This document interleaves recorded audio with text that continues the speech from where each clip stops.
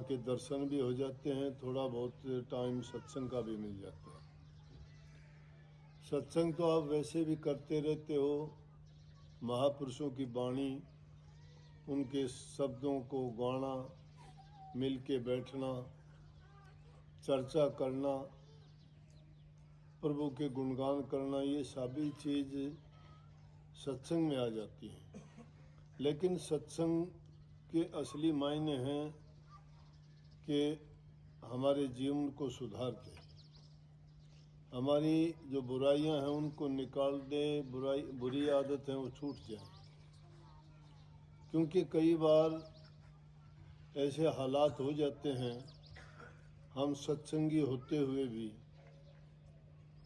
विचलित हो जाते हैं। हालात, कई बार परिस्थितियाँ ऐसे मजबूर कर देती हैं आदमी को कि वो डामाडोल हो जाता है, सोचता है क्या लेना है इस भक्ति में, क्या मिलेगा सत्संग में, क्या रखा है नाम में। या उसके आसपास का वातावरण और उसकी संगत जब अच्छी नहीं रहती, या ऐसे बुरे आदमियों का उनका संग हो जाता है, उनमें बैठना उठना, तो उनमें सारी की सारी नकारात्मक जो बातें चलती हैं वो उस इंसान को डिगा देती हैं। जो सही रास्ते पर चलने की कोशिश करता है उसके लिए ऐसे हालात काल महाराज की ये रचना है। वो चाहता है कि उसके इस दुनिया से ये जीव निकलने ना पाए, तो कोई ना कोई ऐसी चीज़ों की रचना कर देता है कि बैठ जाते हैं। उन प्रति ये वाणी बड़ी कारगर है। वो ऐसे जीवों को डगमगाने से शिथिल करने के लिए इस वाणी में कहा गया कि लाग्या रे ये मेरा प्रेमी भाई रे, तेरी बनत बनत बन जाएगी। कई बार हम सोच लेते हैं कि इतने दिन मुझे नाम लिए हो गए, मैं सुमन भी करता हूँ, अभ्यास भी करता हूँ, लेकिन ना तो मेरा मन टिका, ना मुझे किसी प्रकार का और कोई ऐसा मन में शांति आई, ना मुझे कोई ऐसा दृष्टांत हुआ जिससे मैं सोचूं कि भाई हाँ नाम का मुझे फ़ायदा है। तो वो क्या हो गया कि ऐसे हालात में जब विचलित होता है तो उनके प्रति ये कही है कि लगा रहो। आदमी जब सच्चे दिल से पूरे विश्वास के साथ किसी भी काम में, भक्ति अकेली नहीं करता मैं, जहाँ कहीं भी तुम काम करते हो, चाहे आप कोई व्यवसाय करते हो, रोजगार करते हो या कोई धंधा करते हो, उसमें भी ये नहीं कि एक काम शुरू किया, आपको फ़ायदा नहीं मिला, सफलता नहीं मिली, आप उसको छोड़ के चलते हो कि ना इसमें तो फ़ायदा नहीं हुआ। कभी व्यापार छोड़ दिया, कभी दुकान छोड़ दी, कभी खेती करना छोड़ दिया, तो कभी कोई रोज़गार और करते थे प्राइवेट धंधा वो छोड़ दिया, और एक से दूसरे में घूमते रहते हो, क्यों टिके नहीं आप? तो उनके लिए कही कि टिका रहे मत हो डामाडोल, डिगे की कोडी नहीं टिके के लाखों मोल। जो डिग जाता है उसकी एक कोडी नहीं होती। उनके प्रति कहा कि लगे रहोगे तो तेरी कभी ना कभी बन जाएगी। ये ना सोचना, जो सच्चे मन से प्रभु की भक्ति करता है, पूरी आस्था के साथ उसके नाम की ओट लेके उसके सहारे डटता है, तो उसकी कभी न कभी संभाल होगी, ज़रूर होगी। क्योंकि कभी भी तुम्हारा किया हुआ कर्म है वो निष्फल नहीं जाता। अगर सच्ची अच्छी मेहनत करते उसका परिणाम आपको अच्छा मिलेगा। बुरा करने वाले को बुरा मिलता है, लेकिन हम बुरा क्यों करें, उस रास्ते पे ही नहीं चले। हम तो चले हैं धर्म के मार्ग पर, सत्य के रास्ते पर, अपने जीवन को सुधारने के लिए, इस काल की जेड़ से छूट जाने के लिए। इस 84 लाख योनि में बार बार जन्म लेना मरना बड़ा भारी दुख है, इस जीव को बड़ी तकलीफ है। इसलिए उन प्रति कही, उनके लिए कितनी बात कही कि अंका की बन गई, बंका की बन गई, मीराबाई की बन गई, नामदेव की छान छपकी, बलख बुखारा के बादशाह की बन गई। क्या बनी इनकी के टिके। ये धैर्य जो इंसान रखता है उसका फल हमेशा मीठा होता है।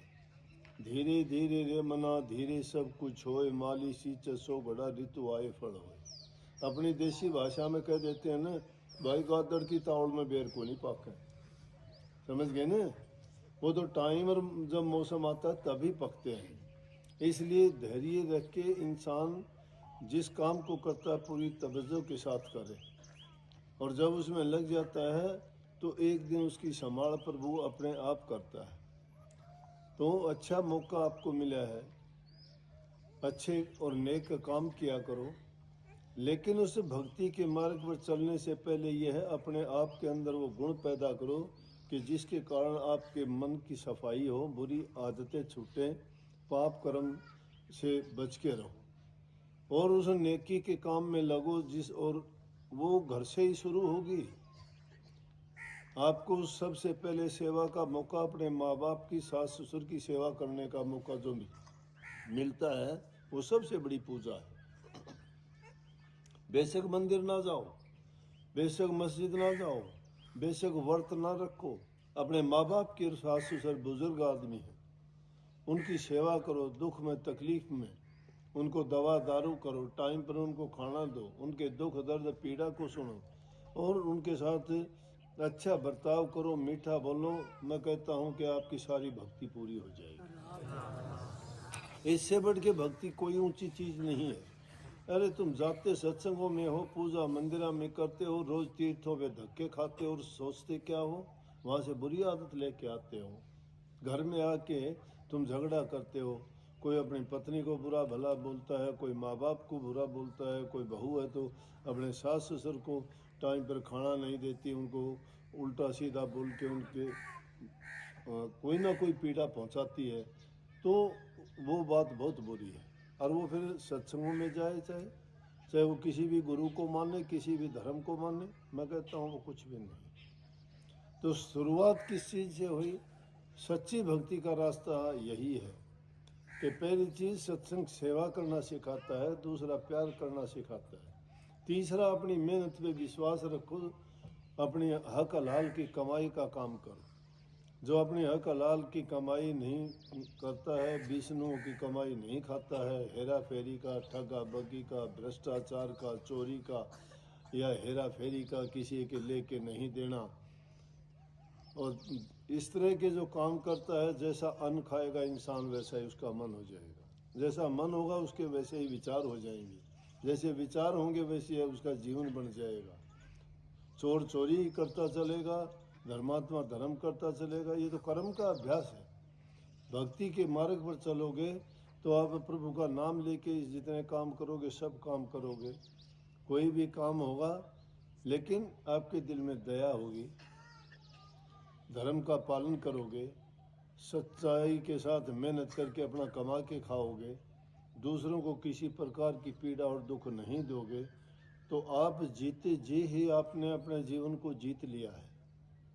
स्वर्ग और बैकुंठ कहीं नहीं है, किसी की रजिस्ट्री टेलीफोन नहीं आया, सारी की सारी चीज़ें यही हैं। किसी भी आडंबर पाखंड में फंसने की ज़रूरत नहीं। बहुत ठग लोग फिरते हैं, चोला किसी चीज़ का पहन लेते हैं, पल्ला उनका कुछ नहीं होता है। वो संसारी लोगों को डराते हैं, धमकाते हैं, झूठी सच्ची बातें बनाते हैं। अरे परमात्मा ने किसी को भी ऐसी अथॉरिटी दे के नहीं भेजा कि तू उनके भविष्य बताना, तू उनका जीवन बदल देना।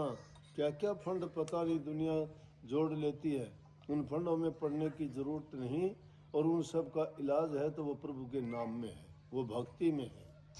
तुम अपना इलाज घर बैठे कर सकते हो, सच्चे मन से जो तुम काम करोगे, रोग बीमारी से बचोगे, बुराइयों से बचोगे। क्योंकि आदमी को पीड़ा कब होती है? जब किसी का दिल दुखाता है, जब कोई किसी के लिए बुरा बोलता है, बुरी भावना रखता है, उसकी आत्मा जब तड़पती है और किसी ने उसका बुरा किया है तो उसके लिए कभी वो अच्छा नहीं सोच सकता। लेकिन जिसके लिए तुम्हें प्यार है, जो तुम्हारा अच्छा करता है, उसके लिए आप हमेशा सोचोगे। अरे आशीर्वाद देते भी तुम किसी को एक रोटी का टुकड़ा देते हो, वो भी कहता है परमात्मा तेरा भला करे, कहता है कि नहीं कहता?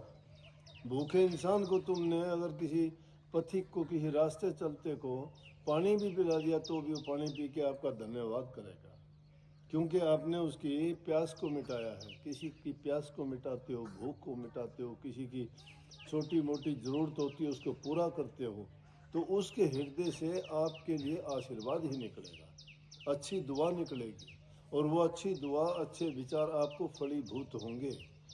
इसीलिए ये आशीर्वाद, पुराने ज़माने की बातें सुनते आए ना कि वे उसने उसको श्राप दे दिया। श्राप देना क्या है? तड़पता हुआ दिल, अगर किसी को पीड़ा दी हमने तो उसको दुख तो होगा ना, और वो दुखी मन से अगर किसी के बारे में कुछ सोचेगा तो भला कैसे होगा? अरे अग्नि को डालोगे तो जला देगी, पानी डालोगे तो ठंडक ही देगा, अच्छे इंसानों से मिलोगे तो तुम्हें प्यार से ही बोलेगा, इज्जत से बोलेगा, दुष्ट आदमियों के साथ मिलोगे तो झगड़ा बाजी होगा या उससे गाली गलौच या बोलने में आपसी तकरार ही बढ़ेगी। इसलिए अच्छी संगति रखो, चौथा कारण है ये। माँ बाप की सेवा करो, मीठा बोलो, अपना कमा के खाओ, और बुरी संगति से बचो। कही है कि दुष्ट संग न दिए विधाता, ताते भलकर नरक ही बासा। इससे अच्छा नरक में वासा मिल जाए वो अच्छा है। दुष्ट आदमी वहाँ संग नहीं करना चाहिए। जो आदमी झूठा है, कपटी है, धोखेबाज है, वो आदमी हमेशा गद्दारी करेगा, उसमें वफादारी नहीं है कहीं भी। एक बार जो धोखा कर दे उसको बार बार नहीं, एक बार परखिए ना हो दूजी बार। कितनी बार बाड़ू ताही किरकरी जो छानो 100 बार। बाड़ू को कितनी बार छान लो किरकरी रहेगी। जिसको एक बार परख लिया कि ये आदमी भला नहीं है तो उससे अच्छाई का कभी ये आशा ना रखो। हाँ, संतों की बात नहीं, संतों के पास तो जाते ही ऐसे लोग हैं, वहाँ अपनी आदत को सुधारने के लिए जाते हैं। संतों के पास जो जाके अपनी बुरी आदत को छोड़ देता है वो इंसान अपने जीवन को संवार लेता है, बना लेता है। ये कभी ना सोचो कि मेरा कुछ नहीं हो सकता। कभी भी कितनी भी उम्र में जाके इंसान अगर बुराइयों को छोड़ दे, अच्छा काम कर ले। अगर कोई बर्तन मैला हो गया है, कोई सोच ले कि मैंने पाप किए हैं, अब मैं क्या जाऊं संतों के पास, क्या जाऊं, क्यों नाम लूं मैं, क्या होगा मेरा, मैंने बड़े पाप किए हैं। अरे कोई बर्तन अगर मैला हो गया, तुमने आग पर रख दिया, बर्तन है, पतीला देगची जो भी है रखते हो, वो बहुत काला हो जाता है, परत चढ़ जाती है, लेकिन उसको अगर मांजोगे धोओगे तो सफाई नहीं होगी। तो इसीलिए नाम रूपी जो जल है, नाम रूपी जो अमृत है, वो ऐसी दवाई है जो हमारे सब पापों को धो डालती है। पहले बुरा कमाए कर विष की बांधी पोट, कोट कर्म पल में कटे जवाए सतगुरु की ओट। कोटि करोड़ों पाप करके भी सतगुरु के शरण में चला जाए तो छिन में सारे के सारे दग्ध हो जाते हैं।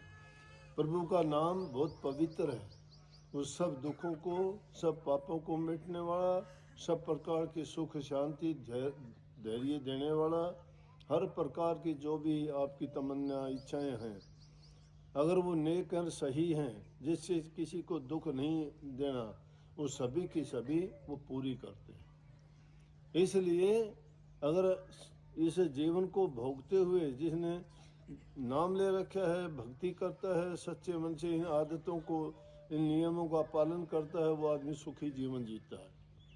उसके अच्छे विचार हो जाते हैं। उस अच्छे विचारों को सुमति कहते हैं, सद्बुद्धि कहते हैं। जहाँ सुमति वहाँ सुख नाना, जहाँ सुमति है वह नाना प्रकार के सुख है, जहाँ कुमति वहाँ दुख विदाना। जहाँ कुमति है बुरे विचार है, बुरे ख्याल है। इसलिए घरों को सवर्ग बनाना चाहते हो तो घरों में आपसी प्यार प्रेम रखो, एक दूसरे की सहायता करो, दुख दर्द पीड़ा में उनकी मदद करो, अच्छा उनके साथ व्यवहार करो, मीठा बोलो, तो प्रभु आपको हर प्रकार से संपन्न कर देगा, अच्छे गुणों से भर देगा। आपके जीवन में शांति सुख सब कुछ आपको प्राप्त होगा। इतना ही टाइम आपको दे सकता हूँ। बहुत बहुत आपको आशीर्वाद। राधा